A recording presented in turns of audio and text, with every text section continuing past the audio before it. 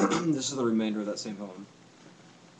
But somewhere in all this catalytic conflict and questions evolving every shy, subtle aspect in this active, willful vulnerability, something is emerging from the wreckage and from the debris.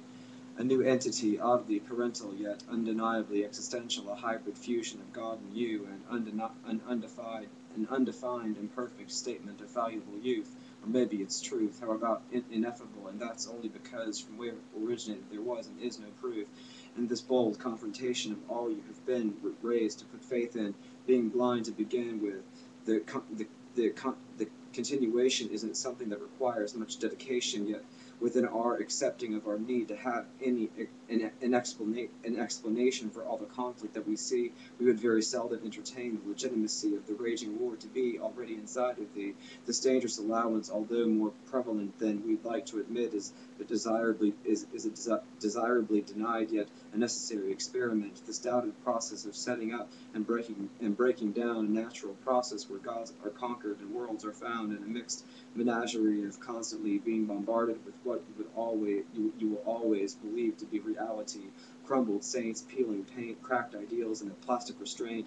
These just simple examples of the deconstruction and uncompromising desire of change that awaits.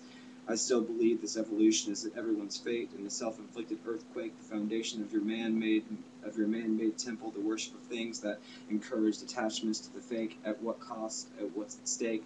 Slowly, dogmatic doctrines become powerless in the wake. In this awakening, we are floored with inspired moments of territory only read about in once upon a time stories. The unexplored promise of glory and a happy ending is a formality that you know you cannot be ignoring. The childish expectations seem attainable and even promising, like if you just wished hard and long enough, everything once lost will no longer be missing. It's hard to describe, and this moment is now. And now I'm prone to indulge that side of me that needs a healthy dose of imagination, and that magic that is limitless of the cultivation of the untouched places finally being realized in a blistering blue of truth, so revealing you that you'd swear it was a disguise. Yet that inner child is essentially the eternal prize, and through the purposeful purging of preconceived permanent promises posing as personal perseverance, presumably pushing a preferred focus, or a penniless poet with a passion for pleasure in its many plurals, the perfect pursuit of the purity of youth, a simple task becoming a novelty of unrealistic and unrewarding aspiration that is rumored to consume more of you than you'd like for it to, a never-ending frivolous waster of time, with the only factor worthy of mentioning is the mildly entertaining prospect of perpetually pretending.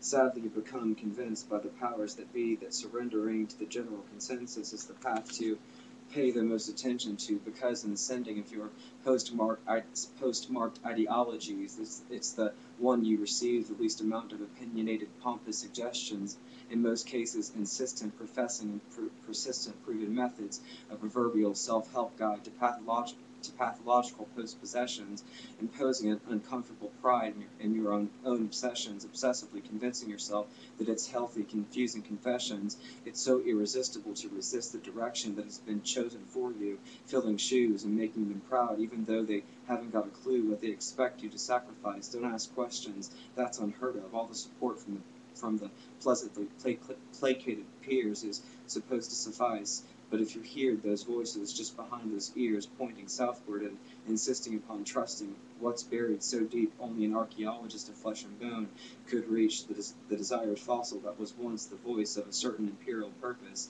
that didn't wrestle with fears about what's wrong and what's expected, what's common and what's rejected.